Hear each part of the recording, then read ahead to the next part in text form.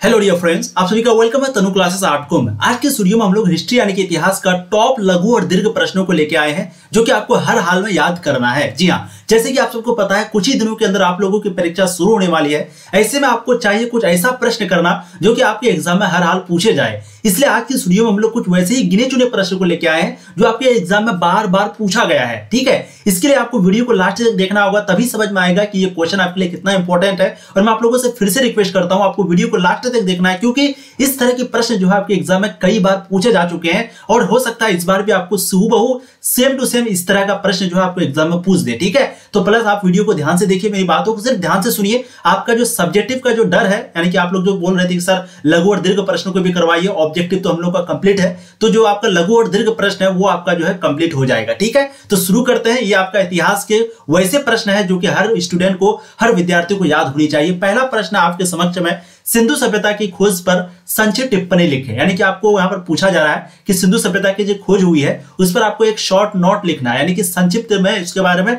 Short में लिखना है। ये आपको लघु उत्तरीय में पूछा जाता है, किसमें, यानी कि शॉर्ट क्वेश्चन में पूछा जाता है। सबसे पहला देखिए, जब भी आपको आंसर नहीं आए, क्वेश्चन लिखने का तरीका क्या होता है वो आप समझिए। अगर मान लेते हैं इसका आंसर आता है आपको तो बहुत अच्छी बात है, अगर आंसर नहीं आता है तब आप सिंधु सभ्यता के बारे में जो भी चीज जानते हैं आप लिखते चले जाइए। जैसे सिंधु सभ्यता का खोज सबसे पहले दयाराम साहनी ने किया, 1921 में किया। ये सबसे पुरानी सभ्यता है, सबसे नगरीय सभ्यता है, बहुत ही अच्छी सभ्यता है ना। यहाँ पर ईंटों पक्की दीवारों का घर वगैरह बनाया हुआ था। इसका दो शहर सबसे महत्वपूर्ण है, मोहनजोदड़ो और हड़प्पा। मोहनजोदड़ो का खोज आर डी बनर्जी ने किया था, 1922 में किया था। इस तरीके से पॉइंट टू पॉइंट जब आप लिखने लगेंगे तो आपको जो नंबर है वो एग्जामिनर जो है वो ठोक के नंबर देगा, क्योंकि वो तो पढ़ेगा नहीं, वो सिर्फ क्या देखेगा, लिखा क्या, अच्छा इतना लिखा है, ठीक है इसको इतना नंबर दो। ठीक है, अब देखते हैं आंसर।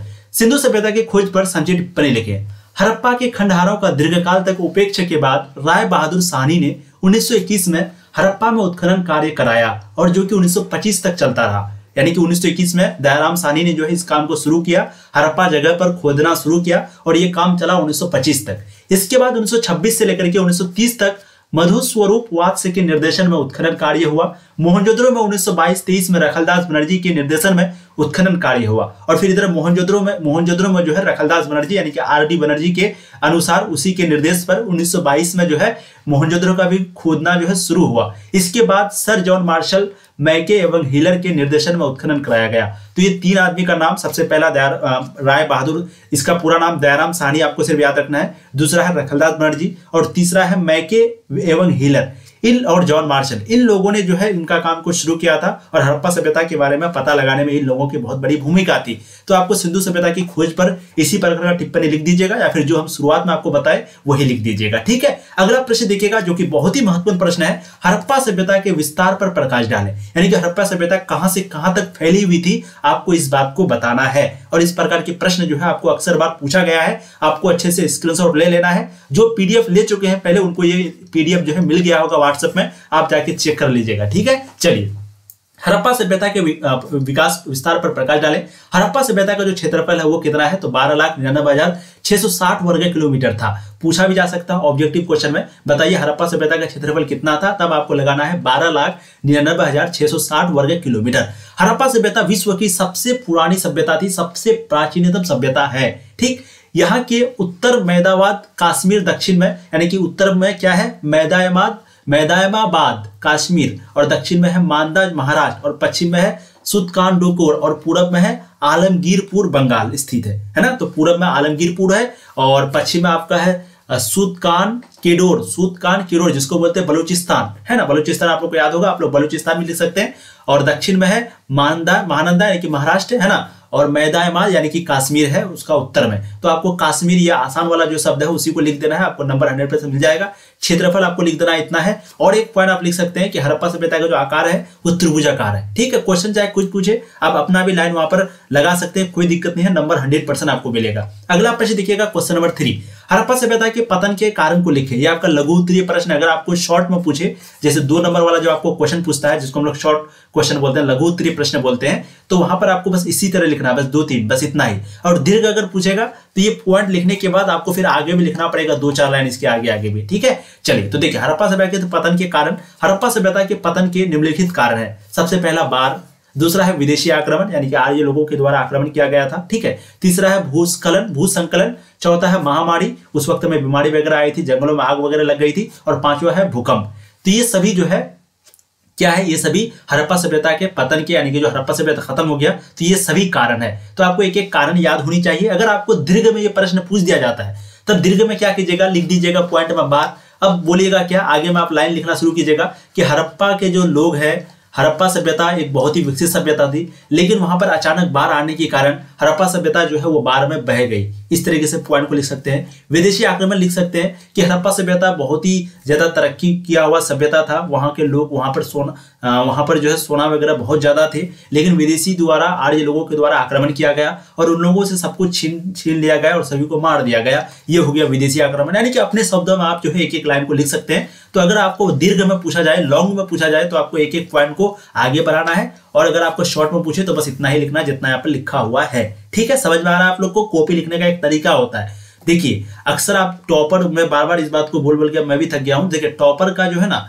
लिखने का तरीका ही अलग होता है। टॉपर सिर्फ आप पढ़ने से नहीं होता, टॉपर ये होता है क्या कि आपको पढ़ने के साथ साथ करना भी पड़ेगा। कहने का मतलब है कॉपी को किस प्रकार लिखा जाए, लिखेंगे तो एग्जामिनर कैसे आपको देख के ही नंबर दे देगा, तो वहां पे आपको कॉपी को सजाना पड़ेगा दुल्हन के जैसा। और वो सजाइएगा कैसे, तो बस ऐसे ही है, पॉइंट टू पॉइंट। एक पॉइंट दिए, दूसरा पॉइंट दिए, उनको लगेगा अरे भाई कौन लिखा है, कहीं तो मतलब लिखा कौन है, उस तरीके से वो नंबर देगा। ठीक है, चलिए अशोक के धम्म से आप क्या समझते हैं। बहुत ही इंपॉर्टेंट प्रश्न है आपका, बहुत ही ज्यादा मस्त प्रश्न है। स्क्रीनशॉट आप लोग ले लीजिएगा।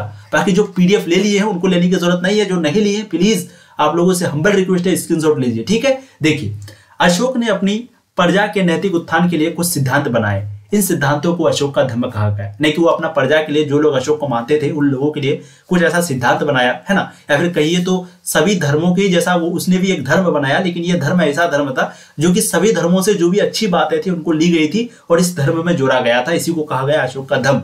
अशोक का धम्म जो है वो सभी धर्मों का सर संक्षेप था। कहने का मतलब है कि सभी धर्मों से छोटी छोटी बातों को लेकर के इस धम्म को बनाया गया था। ठीक है, समझ में आ गया आपको। अब देखिए कुछ धर्म की उनकी विशेषताएं देख लेते हैं। ये आपको लॉन्ग में अगर पूछे तो आपको ये लिखना है। सबसे पहला विशेषता सार्वभौमिकता। सार्वभौमिकता क्या होता है, तो देखिए अशोक का धर्म एवं सार्वभौमिक धर्म था।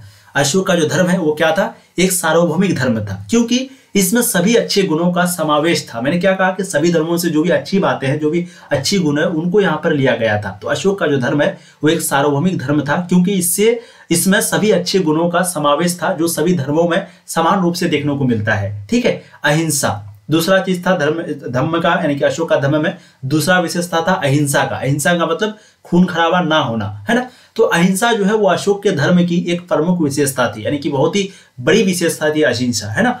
उसके धर्म में ना केवल मनुष्यों वरन पशुओं की हत्या का भी निषेध था। यानी कि अहिंसा का मतलब सिर्फ ये नहीं, अहिंसा का मतलब इसका धर्म में ये था कि तुम लोगों का तो बहुत दूर की बात है, तुम एक जानवर का भी हत्या नहीं कर सकता है।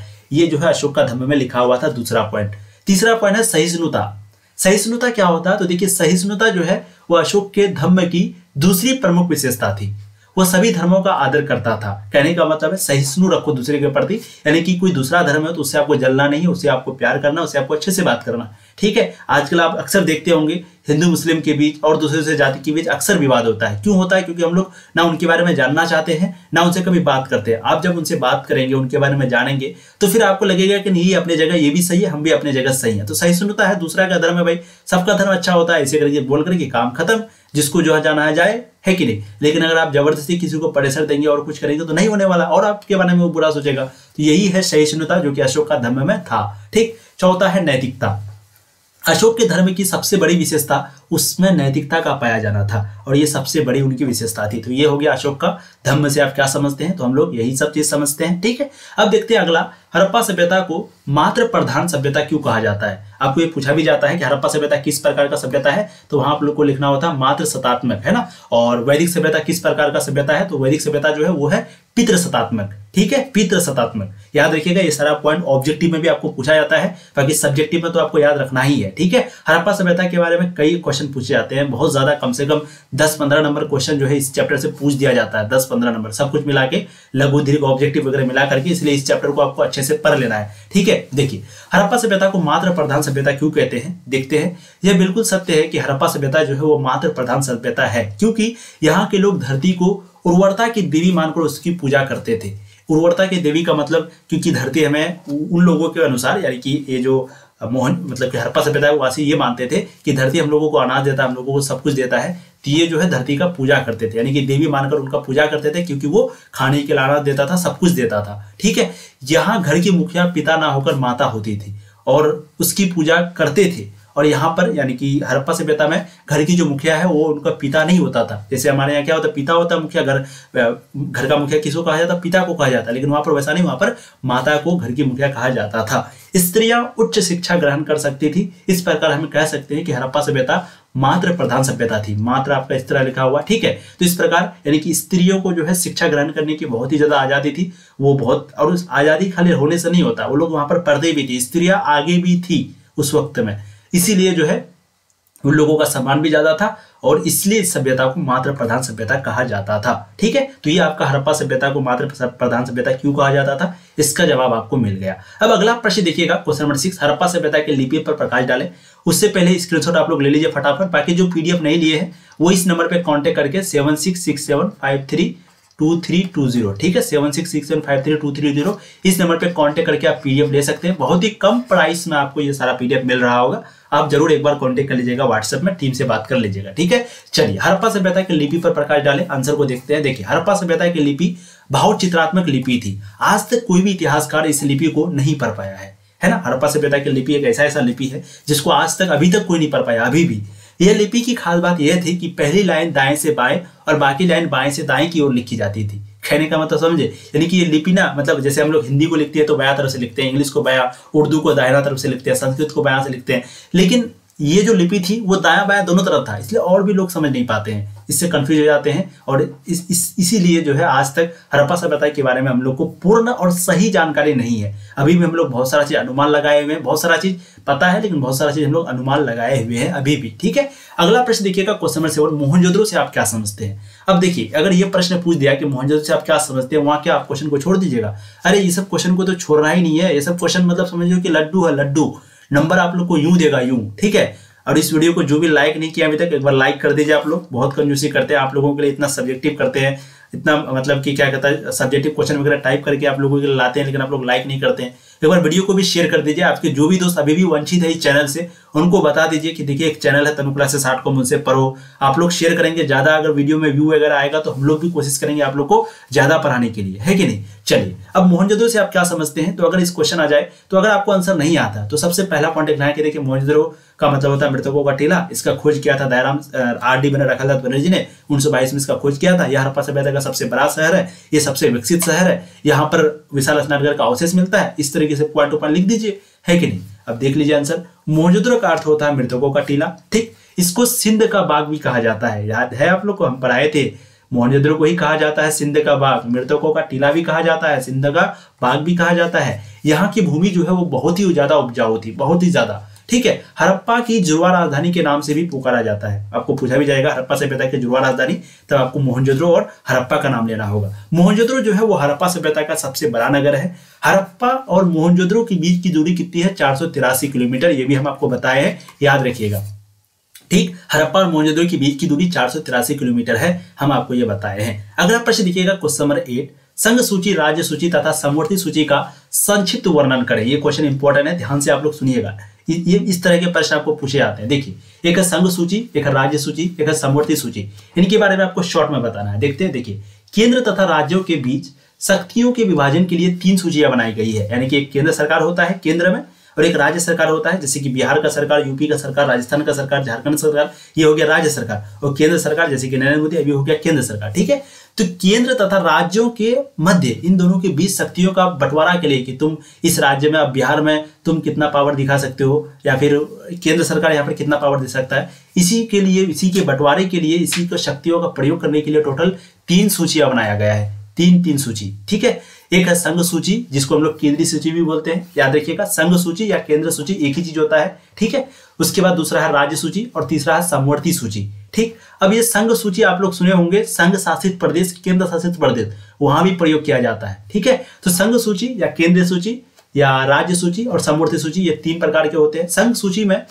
वे विषय रखे गए, यानी कि यहाँ पर उस बात को लिखा गया है जो राष्ट्रीय महत्व के है, जिन पर कानून बनाने का अधिकार सिर्फ और सिर्फ केंद्र सरकार को दिया गया है। ठीक है। तो संघ सूची में उस चीज को रखा गया है, क्योंकि संघ सूची का मतलब होता है केंद्रीय सूची, और केंद्रीय सूची में सिर्फ उसी बात को रखा गया है जिससे, यानी कि उसी चीज को लिया गया है जिससे मुद्दे पर कानून जो है वो सिर्फ और सिर्फ कौन बना सकता है, सिर्फ केंद्र सरकार ही बना सकता है। राज्य सरकार का यहाँ पे कोई भी बोलबाला नहीं चलेगा, कुछ भी नहीं चलेगा यहाँ पर, ठीक है। तो महत्व के जिन पर कानूनों का जो अधिकार है वो सिर्फ केंद्र सरकार को दिया गया है, जैसे कि प्रतिरक्षा, ध्यान दीजिएगा संघ सूची में कुछ ऐसा विषय रखा गया है जहां पर राष्ट्रीय महत्व को जिन पर कानून बनाने का अधिकार सिर्फ और सिर्फ केंद्र सरकार को दिया गया है। अब एग्जांपल देख लीजिए, जैसे कि प्रतिरक्षा करने का, विदेश, डाकतार, रेलवे, ये जैसे रेलवे लाइन हो गया, एयरपोर्ट वगैरह हो गया, ठीक है, नेशनल हाईवे वगैरह हो गया, प्रतिरक्षा हो गया, कोई विदेश से कोई बात हो गया, तो इन सारी चीजों के जो बारे में है किसका मतलब पावर किसके पास है, ये है केंद्र सरकार के पास, ठीक है। राज्य सूची में प्रादेशिक महत्व के विषय को सम्मिलित किया गया है जिन पर कानून बनाने का अधिकार राज्य सरकारों को दिया गया है। जैसे राज्य सूची के विषय में देख लीजिए, जैसे कि कृषि, खेती वगैरह, पुलिस, जेल, डॉक्टर, स्वास्थ्य, सिंचाई, ये सारा जो काम है वो राज्य सूची के अंतर्गत रखा गया है, ठीक है। एक संघ सूची में हो गया आपका केंद्र से संबंधित, जैसे कि प्रतिरक्षा, रेलवे वगैरह। राज्य सूची में आप जैसे देख लें कृषि, पुलिस, जेल, चिकित्सा, डॉक्टर वगैरह, स्वास्थ्य वगैरह। अब समवर्ती सूची देख लेते हैं। देखिए समवर्ती सूची में शामिल विषयों पर केंद्र और राज्य दोनों कानून बना सकता है। समवर्ती सूची एक ऐसा सूची है जहां पर केंद्र भी कानून बना सकता है मिलजुल करके राज्य सरकार के साथ, ठीक है।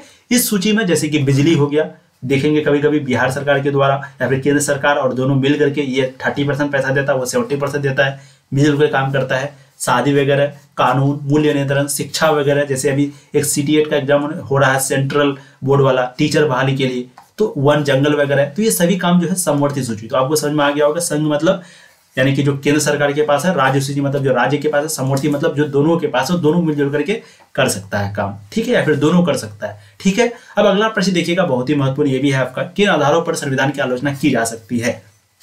बहुत महत्वपूर्ण है, यहाँ पर पूछा जा रहा है कि आप किन आधारों पर संविधान की आलोचना कर सकते हैं, क्रिटिसिज्म कर सकते हैं संविधान की। देखते हैं, देखिए देशी विदेशी विद्वानों ने निम्न आधारों पर भारतीय संविधान की आलोचना की है, यानी कि वो लोग निम्न आधारों पर भारतीय जो संविधान है उनका भी, क्योंकि भारत नहीं पूरी दुनिया का सबसे बड़ा संविधान भारत का संविधान, लेकिन इसका भी आलोचना हुआ है। कैसे कैसे देखते हैं। पहला आलोचना, यह सभा जनता द्वारा निर्वाचित नहीं थी, यानी कि ये अच्छा बहुत ही इंपॉर्टेंट पॉइंट है, ध्यान से देखिएगा। यानी कि जब संविधान को बनाया जा रहा था तो वहां पर सभा बनाया गया था, आप सबको पता होगा, जब जिसमें लगभग 300 से ज्यादा सदस्य था। तो ये जो सदस्य बना था तो वो जनता के द्वारा नहीं चुना गया था, वो लोग खुद अपने से चुने गए थे। इस बात पर भी आलोचना करता है ना। भारत के संविधान सभा जैसी महत्वपूर्ण संस्था के गठन के लिए जनता को प्रत्यक्ष रूप से भागीदार बनना अति आवश्यक था, क्योंकि उसके द्वारा बनाए जाने वाले संविधान का मूल उद्देश्य भारतीय जनता की आकांक्षाओं को पूरा करना था। संविधान सभा को एक दलीय संस्था कहकर भी आलोचना की जाती है। संविधान सभा को एक दलीय संस्था, क्योंकि एक ही दलीय के सभी लोग लगभग थे, है ना। उस समय भारत में कांग्रेस का प्रभुत्व था, इसलिए संविधान सभा पर कांग्रेस का प्रभाव बहुत ज्यादा था। अतः इस बात को स्वीकार नहीं किया जा सकता कि यह प्रभुत्व संपन्न संस्था थी। संविधान सभा की आलोचना इस आधार पर भी की जाती है कि यह मात्र हिंदुओं की संस्था थी, इसमें अन्य धर्मों के लोगों के नाम मात्र का स्थान प्राप्त था, है ना। यानी कि जब संविधान जब बन रहा था तो वहां पर सिर्फ हिंदुओं को लिया गया था, अनेक और दूसरे धर्म से ज्यादातर लोगों को नहीं लिया गया था, है ना। तो इन 3-4 चीजों पर आधार पर, एक तो कांग्रेस पार्टी की दबदबा थी, एक दलीय संस्था थी, हो सकता है वो कुछ अपना दिया हो, और एक तो हिंदुओं की संस्था थी इस बात पर, और दूसरा कि ये जो सदस्य बनाया गया था वो जनता के द्वारा चुना नहीं गया था। तो टोटल 3 आधारों पर संविधान की, यानी कि भारतीय संविधान के लोग जो है आलोचना करते हैं।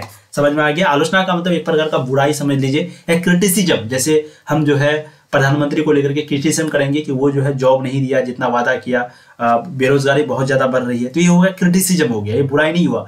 मतलब आप जो सही है उसको बता रहे हैं, तो सरकार का, क्योंकि सवाल पूछना काम किसका है, मीडिया का काम है, तो सवाल पूछना इसका मतलब ये नहीं हो कि बुराई करना, भाई आप ये काम नहीं किए तो इसके बारे में कुछ बताइएगा ना, क्यों नहीं किए, है ना।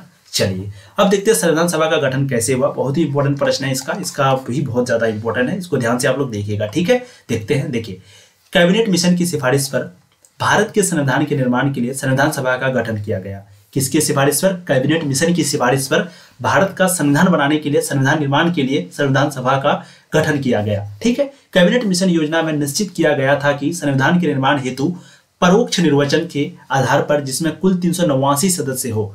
टोटल कितना सदस्य हो, यानी कि जब इसके संविधान का निर्माण हो रहा था, जब सभा का गठन हो रहा था, तो उस वक्त में इस बात को फिक्स किया गया कि कम से कम 389 सदस्य वहां पर हो, जिसमें 292 जो है वो ब्रिटिश प्रांत के प्रतिनिधि, 4 चीफ कमिश्नर क्षेत्रों के प्रतिनिधि और 93 देशी रियासतों के प्रतिनिधि हो। ठीक है। कैबिनेट मिशन योजना के अनुसार जुलाई 1946 में संविधान सभा के कुल 389 सदस्यों में से प्रांतों के लिए निर्धारित 292 के साथ कुल 296 सदस्यों के लिए चुनाव हुए, जिसमें कांग्रेस के 208, मुस्लिम लीग के 73 तथा 15 अन्य दलों व स्वतंत्र उम्मीदवार निर्वाचित हुए।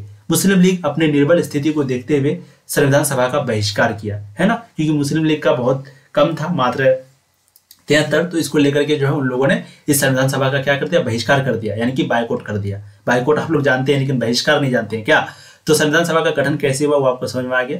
आगे देखते हैं अगला प्रश्न, सिंधु सभ्यता को हड़प्पा सभ्यता क्यों कहा जाता है। बहुत ही आसान प्रश्न है, क्योंकि हम लोगों को सिंधु सभ्यता के बारे में जानकारी जो है वो हड़प्पा नामक जगह से मिली, इसलिए इस सभ्यता को हड़प्पा सभ्यता कहा जाता है। ठीक है, देखिए सिंधु घाटी सभ्यता को हड़प्पा सभ्यता इसीलिए कहा जाता है क्योंकि हड़प्पा नामक स्थान पर सन 1922 में नहीं, ये आपका आंसर थोड़ा सा गलत है, यहाँ ध्यान दीजिए। ये तो यहाँ पर देखिए 1922 ईस्वी को रखलदास बनर्जी ने उत्खनन कराया था। हड़प्पा सभ्यता का महत्वपूर्ण नगर होने के कारण सभ्यता को सिंधु सभ्यता के नाम से जानते हैं। सिंधु नदी के किनारे बसा हुआ था, इसलिए इस सभ्यता को सिंधु नाम से जानते हैं। यहाँ पर क्वेश्चन क्या पूछा गया, सिंधु सभ्यता को हड़प्पा सभ्यता क्यों कहा जाता है, लेकिन क्वेश्चन यहाँ दिया है मालूम है क्या, कि सिंधु सभ्यता के नाम से इसीलिए जानते हैं। तो ये थोड़ा सा आंसर आपका उल्टा है। देखिए इसका आंसर ये होगा, टाइपिंग करने वाला थोड़ा उल्टा कर दिया होगा। आपका आंसर ये होगा कि सिंधु सभ्यता को हड़प्पा सभ्यता क्यों कहते हैं, तो क्योंकि हम लोगों को इस सभ्यता के बारे में 1921 ईस्वी में दयाराम साहनी ने जब हड़प्पा नामक जगह पर उत्खनन किया तो इस सभ्यता के बारे में जानकारी हम लोगों को वहीं से मिला। इसलिए क्योंकि इस सभ्यता के बारे में जानकारी हम लोगों को पहले हड़प्पा से मिला, इसलिए इनका नाम हड़प्पा सभ्यता पड़ा। या फिर सिंपल अपने भाषा में दे दीजिएगा, क्योंकि सिंधु घाटी सभ्यता के बारे में हम लोगों को जानकारी हड़प्पा से मिली, इसके लिए इसका नाम हड़प्पा सभ्यता पड़ा। बस इतना भी दे सकते हैं, बाकी लिखने का तो आप ज्यादा भी लिख सकते हैं, नंबर आपको अच्छा मिलेगा। कम से कम अगर लॉन्ग क्वेश्चन रहे, दीर्घ क्वेश्चन अगर रहे तो कम से कम आपको 2 पेज लिखना है, ठीक है। और अगर शॉर्ट क्वेश्चन आपको रहे तो कम से कम आपको आधा पेज या फिर कम से कम 4 लाइन याद रहेगा आप लोग को, ठीक है। कॉपी पेज आपका इसी प्रकार का रहेगा, ध्यान रखिएगा, इतना ही चौड़ा आपका पेज रहेगा, तो आपको कम से कम 4 लाइन लिखना है इस चौड़े में, ठीक है। चलिए हड़प्पा सभ्यता के नगर नियोजन की विवेचना करें, यानी कि हड़प्पा सभ्यता में नगर नियोजन कैसा था उनके बारे में आपको बताना। बहुत ही आसान क्वेश्चन है। नगर नियोजन में आपको सिंपली वहां का सड़क के बारे में, सड़क बहुत पक्की बना हुआ था, पक्की ईंटों का बना हुआ था, सड़क के बगल में नाली वगैरह होता था। फिर नाला के बारे में लिख दीजिएगा कि ये नाला जो है गाँव में फैला हुआ था, एक घर से दूसरे घर, एक घर से पहले गली में रोड के बगल में आता था, फिर ये नाला जो है डायरेक्ट नदी में जाके पानी को फेंकता था। घर वगैरह बहुत अच्छे से बना हुआ होता था, स्नान घर में ठंडे गर्म पानी की व्यवस्था था, अन्नागार, ईंट वगैरह, एक एक पॉइंट करके कम से कम 5 पॉइंट आपको लिखना है, तभी आपको जो है फुल मार्क्स मिलेगा, ठीक है। एक एक करके हम लोग देख लेते हैं। आपको मजा आ रहा है, मजा अगर आ रहा है तो एक बार वीडियो को लाइक कर दीजिए, चैनल को सब्सक्राइब कर दीजिए, क्योंकि यहाँ पर आपको बहुत मजे से पढ़ाई जाती है ना। और डियर आपको एक पता है, हम लोग जो है आप पूरी कोशिश कर रहे हैं अपने तरफ से सारा चीज करने के लिए, देने के लिए, बस आप लोगों पर निर्भर करता है कि आप लोग कितना इस चीज को पढ़ते हैं। बहुत लोग चैटिंग कर रहे हैं, अभी बात कर रहे हैं, 10-15 दिन बचा हुआ, इस 10-15 दिन ही आपका डिसाइड करेगा कि आप एग्जाम में क्या करने वाले हैं, ठीक है। तो आप बहुत ज्यादा पढ़ लिए हैं कोई बात नहीं, कम पढ़े हैं तभी कोई बात नहीं।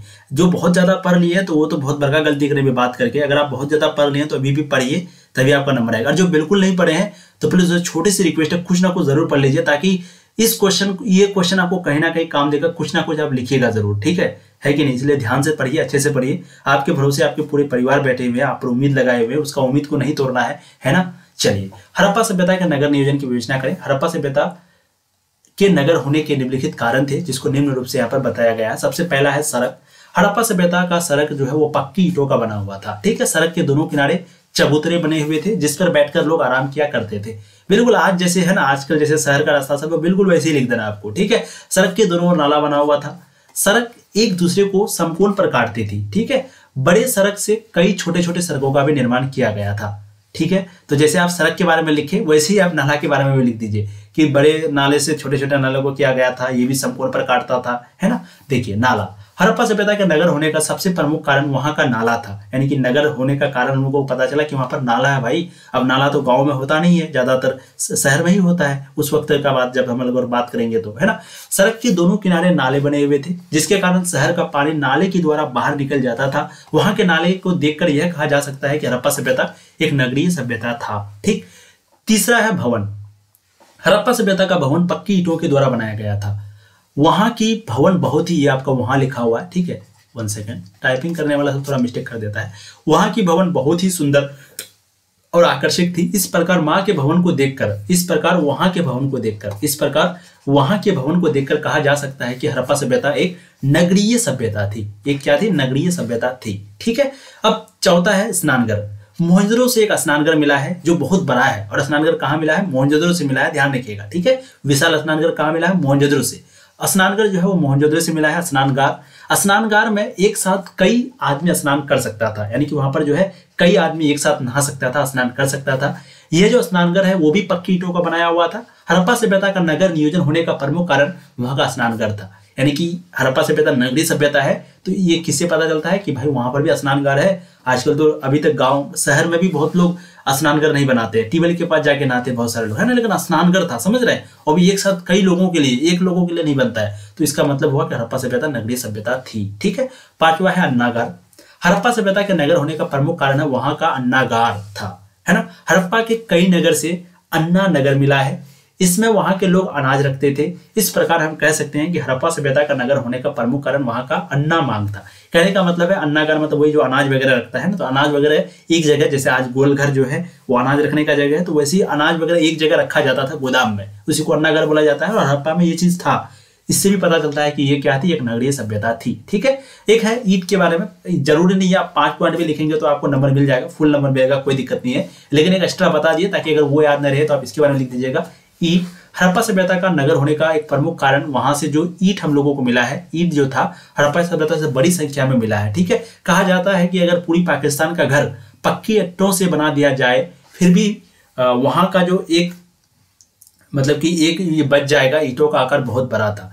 कहने का मतलब है वहां का एक बच जाएगा, मकान का एक बच जाएगा, पता नहीं क्या लिखा हुआ, टाइपिंग मिस्टेक है ना। सिंपली हम बता देते हैं आपको कि यहाँ कहने का मतलब ये कि हड़प्पा सभ्यता अगर पूरी पाकिस्तान अगर वहां पर ये ईंटों से बना दिया तब भी जो ईंटा है वो बच जाएगा, ठीक है। ये बच लिखा हुआ आपका बच जाएगा, क्योंकि ईंटा का आकार जो है बहुत ज्यादा था, ठीक है। तो इस प्रकार हम लोग कह सकते हैं कि हड़प्पा सभ्यता जो है एक नगरीय सभ्यता थी। इस तरीके से आपको पॉइंट टू पॉइंट लिखना है, ठीक है।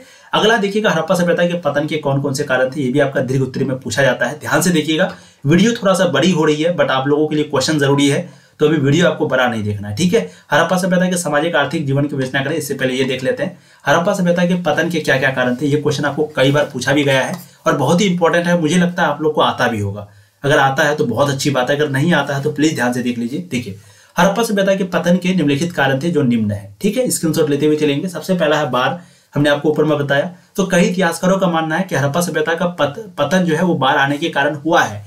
कई इतिहासकार का मानना है, कहा जाता है कि हड़प्पा सभ्यता में बाढ़ आया और सभी लोग डूब के मर गए तथा इस सभ्यता का विनाश हो गया। इस प्रकार हम कह सकते हैं कि हड़प्पा सभ्यता का जो पतन है उसका प्रमुख कारण बाढ़ था, पहला। दूसरा कारण है महामारी। महामारी अभी आपने को बताया शॉर्ट क्वेश्चन में, है ना। शॉर्ट क्वेश्चन अगर पूछे तो खाली इसी को लिख दीजिएगा, बस ये लाइन लिखने का जरूरत नहीं है। अगर दीर्घ पूछे, लॉन्ग पूछे तो आपको सब कुछ लिखना पड़ेगा। चलिए, दूसरा है महामारी। हड़प्पा सभ्यता के पतन के दूसरा कारण क्या है? महामारी। महामारी जैसे आज के दिन कोरोना है, उस वक्त भी महामारी आया होगा, ऐसा इतिहासकारों का मानना है। कई इतिहासकारों का मानना है कि हड़प्पा सभ्यता का जो पतन है वो महामारी के कारण हुआ है। बीमारी होने के कारण वहां के सभी लोग मर गए, इस सभ्यता का विनाश हो गया। इस प्रकार हम कह सकते हैं कि हड़प्पा सभ्यता, देखिए कितना आसान है, बस खाली वो महामारी को याद रखिए। अब लिख दीजिए। देखिए, कई इतिहासकारों का मानना है कि जो हड़प्पा सभ्यता के लोग जो है वो महामारी के कारण, हड़प्पा सभ्यता जो है महामारी के कारण खत्म हुआ है। कैसे?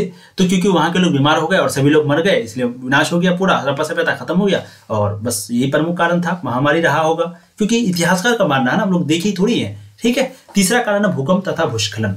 अब देखिए, कई इतिहासकारों का मानना है, फिर से वही, हड़प्पा सभ्यता का पतन जो है वो भूकंप और भूस्खलन के कारण हुआ है। सेम टू सेम वही लाइन आपको चिपका देना है, नंबर ठोक के देगा, मैं आपको गारंटी देता हूं। आप इस तरीके से लिखेंगे और अगर आपका नहीं आया तो आप कांटेक्ट करेंगे हमसे, ठीक है। नंबर आपको दे ही दिए ऊपर में पीडीएफ लेने के लिए, उसी नंबर पे कांटेक्ट करेंगे। सर आप जैसे हम लिखे थे हम वैसे लिखे थे, उसी प्रकार के लिखे थे जैसे आप बोलते थे कि अपने शब्दों में लिखो, अपने शब्दों में लिखो, लेकिन वो नंबर नहीं मिला तब आप हमको बोलिएगा, ठीक है। क्योंकि वो लोग जो है ना, बस कॉपी को आपको देखेगा, राइटिंग देखेगा, अच्छा अच्छा इतना लिखा है, अरे इतना है, अरे मतलब ये पेज है जैसे, ठीक है, तो ये पेज को मापेगा, अच्छा 1 पेज 2 पेज लिखा है, भाई 5 नंबर तो भाई जीनियस लड़का लग रहा है हमको, तो जीनियस लड़की लग रही है हमको, तो ठीक है। इस तरीके से नंबर देता है वो लोग। चलिए, राइटिंग पे बहुत ज्यादा नंबर देता है, तो राइटिंग में इससे थोड़ा खराब उराब है तो थोड़ा सा सुधारने का प्रयास कीजिए, बाकी जिसका अच्छी है बहुत अच्छी बात है। भूकंप तथा भूस्खलन भी एक कारण बताया जाता है हड़प्पा सभ्यता को खत्म होने का। जैसे कई इतिहासकारों का मानना है कि हड़प्पा सभ्यता का जो पतन है वो भूकंप और भूस्खलन के कारण हुआ है। भूकंप आने के कारण वहां की सभ्यता जमीन के नीचे दब गई। इस प्रकार हम कह सकते हैं कि हड़प्पा सभ्यता के पतन के प्रमुख कारण भूकंप तथा भूस्खलन था, ठीक है। चौथा है विदेशी आक्रमण। कई इतिहासकारों का मानना है कि हड़प्पा सभ्यता का जो पतन है उसका विदेशी आक्रमण के कारण हुआ। विदेशी आक्रमण बार बार होने के कारण इस सभ्यता का पतन हो गया। इस प्रकार हम कह सकते हैं कि हड़प्पा सभ्यता के पतन का प्रमुख कारण विदेशी आक्रमण है। बस बहुत आसान है, बार बार उसी लाइन को हम लिखे हैं, मतलब खाली बार आप याद रखिए, महामारी याद रखिए, भूकंप और भूस्खलन याद रखिए, विदेशी आक्रमण याद रखिए, और 100% जो है आप पूरा क्वेश्चन का आंसर आराम से दे दीजिएगा। ठीक है, चलिए अगला प्रश्न को देख लेते हैं। लास्ट प्रश्न आपका है 14 नंबर। हड़प्पा सभ्यता के सामाजिक, आर्थिक एवं धार्मिक जीवन की विवेचना करें। ठीक है, क्वेश्चन तो वैसे आपका बहुत ज्यादा है, जैसे आप जाते जाइए क्वेश्चन बहुत ज्यादा है, तो इतना तो अभी इस वीडियो में नहीं करा पाएंगे, टाइम बहुत आपका लग जाएगा, है ना। तो जो पीडीएफ नहीं लिए हैं वो पीडीएफ प्लीज ले लीजिएगा। नंबर हम आपको दे चुके हैं 7667532320। आप लोग अच्छे से नंबर को नोट कर लीजिएगा। ठीक है, और पीडीएफ जो नहीं लिए वो ले लीजिएगा, बहुत कम समय में आपकी तैयारी बेहतर हो जाएगी। और यहाँ पर हम लोग इस पीडीएफ में आपको जितना भी क्वेश्चन देंगे हिस्ट्री का, ये सभी आपके लिए इंपॉर्टेंट प्रश्न होगा, गेस प्रश्न होगा, चुना हुआ प्रश्न होगा, है ना। यानी कि वैसा प्रश्न होगा जो कि आपके बोर्ड एग्जाम में पूछने के बहुत ही ज्यादा चांस है। बहुत ही ज्यादा चांस है क्या, जितना क्वेश्चन देंगे ना आपको इस पीडीएफ में, 100% गारंटी है, लिख के ले लीजिए, जो भी क्वेश्चन पूछेगा इसी पीडीएफ से ही पूछेगा, ये बिल्कुल, क्योंकि आपको क्वेश्चन ही हम वैसा दे रहे हैं। आप एक बार देखेंगे, जब टोटल आपका 70 पेज है, आपको जैसे हम पेज यहाँ पर दिखा सकते हैं, टोटल आपका 70 पेज का यहाँ पर ये पीडीएफ है, और ये इसमें आपको पढ़ने, बस एक बार सिर्फ पढ़ लीजिए शुरू से लेकर आखिर तक, बस, और कुछ नहीं, ज्यादा आपको कुछ नहीं करना है। ठीक है, तो नंबर आप यहाँ पर देखिए, देख लीजिए, नंबर आपको यहाँ पर दिया गया है। ठीक है, एक लास्ट क्वेश्चन को देख लेते हैं, फिर हम लोग वीडियो को समाप्त करते हैं। फटाफट आप लोग देखेंगे, मेरे साथ बने हुए रहेंगे आप लोग, और आप लोगों के 7 बजे क्लास भी है, उस क्लास में भी आप लोग को जुड़ना है। देखिए, हड़प्पा सभ्यता के सामाजिक, आर्थिक एवं धार्मिक जीवन की विवेचना करें, और जो ग्रुप में जुड़े हुए हैं उनको पीडीएफ पेमेंट करने की दोबारा जरूरत नहीं है, उनको जो है रुपया ये पीडीएफ मिल गया होगा, है ना, बिल्कुल मिल गया होगा, आप देख लीजिएगा। हड़प्पा सभ्यता के सामाजिक, आर्थिक और धार्मिक जीवन को निम्न रूप से उल्लेखित किया गया है। ठीक है, कैसे कैसे, तो सबसे पहले सामाजिक जीवन को देख लेते हैं हड़प्पा सभ्यता का। हड़प्पा सभ्यता का सामाजिक जीवन बहुत ही उत्तम था। यहाँ के लोग आपस में मिलजुल करके रहा करते थे। यहाँ घर में ताला नहीं लगाया जाता था, समझिए, इतना ईमानदार होता था वहाँ के लोग कि यहाँ के घर में जो है ताला नहीं लगाया जाता था। ठीक है, यहाँ के कुछ नगर लोथल, कालीबंगा में घर के दरवाजे पीछे की ओर खुलते थे। यहाँ का समाज नगर जैसा था। इस प्रकार स्पष्ट हो जाता है कि हड़प्पा सभ्यता का सामाजिक जीवन कैसा था, यानी कि इससे हम लोग अंदाजा लगा सकते हैं कि वहाँ का सभ्यता सामाजिक जीवन कितना अच्छा था। मतलब अभी हम लोग थोड़ा सा अगर टॉयलेट जाते हैं तो घर को लगा के जाते हैं, कोई चोरी ना कर, लेकिन वहाँ लोग दरवाजा ही नहीं लगाते थे समझ रहे हैं। अगला देखिए, धार्मिक जीवन। हड़प्पा सभ्यता का धार्मिक जीवन बहुत ही उत्तम था। यहाँ के लोग प्रकृति की पूजा किया करते थे। ठीक है, यहाँ से एक भी मूर्ति नहीं मिली है, कुछ इतिहासकारों का कहना है कि यहाँ के लोग शिव भगवान की पूजा करते थे। यह लोग स्त्री की बहुत सम्मान करते थे। यहाँ के लोग जो है, यहाँ के लोग लिखा हुआ है, यहाँ के लोग जो है वो स्त्री की बहुत सम्मान करते थे। इस प्रकार स्पष्ट हो जाता है कि हड़प्पा सभ्यता का धार्मिक जीवन कैसा था। इस प्रकार बिल्कुल स्पष्ट हो जाता है कि वहाँ के लोगों का धार्मिक जीवन कैसा होगा। ठीक है, अगला है आर्थिक जीवन। हड़प्पा सभ्यता के लोग खेती किया करते थे। यह लोग व्यवसाय भी करते थे। हड़प्पा सभ्यता से कई बंदरगाह मिले हैं। बंदरगाह का मतलब जहाँ पर जहाज वगैरह ठहरता है ना, जहाँ से व्यापार होता था। हड़प्पा सभ्यता का व्यापार मेसोपोटामिया की सभ्यता से की जाती थी।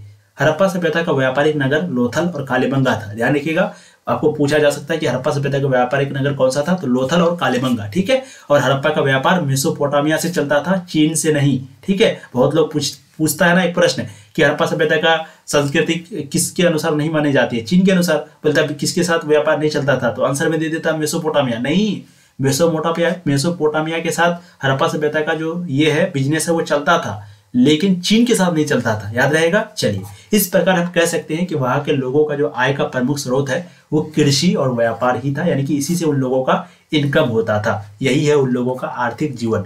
तो इस प्रकार हम लोग कह सकते हैं कि वहां के लोग जो है किस प्रकार, मतलब कि विवेचना हम लोग कह सकते हैं ना, कि किस प्रकार वहां के लोग करते थे। ठीक है, चलिए अब नेक्स्ट वीडियो में हम लोग कोशिश करेंगे जैन धर्म के श्वेतांबर और दिगंबर में अंतर क्या है। आगे आने वाले प्रश्न को कोशिश करेंगे नेक्स्ट वीडियो में हम लोग, वीडियो क्योंकि आपके लिए और बनाते रहेंगे। अभी अगर आप लोग इस वीडियो को प्यार दिए, शेयर वगैरह किए, लाइक वगैरह अच्छा खासा किए, तो फिर नेक्स्ट वीडियो बनाएंगे। बाकी पीडीएफ आप लोग ले लीजिएगा तो आपको एक ही बार में सारा मिल जाएगा, कोई दिक्कत नहीं है इसमें। ठीक है, थैंक यू सो मच, आपने अपना कीमती वक्त दिया डियर। ऐसे आप लोग पढ़ाई करते रहिए, all the very best, and आप लोग का एग्जाम बहुत अच्छा जाएगा। बिल्कुल आप टेंशन मत लीजिए, मैं खुद आप लोगों का तैयारी को देखा हूँ, क्योंकि आप लोग कमेंट वगैरह करते हैं, उनसे हम लोग को पता चलता है। ठीक है, ऐसी ही पढ़ाई करते रहिए, डरना नहीं है, अभी वक्त है, लड़ना है, और थोड़ा सा टाइम को मैनेज करके 10-15 दिन आराम से चलना है। ठीक है, थैंक यू सो मच।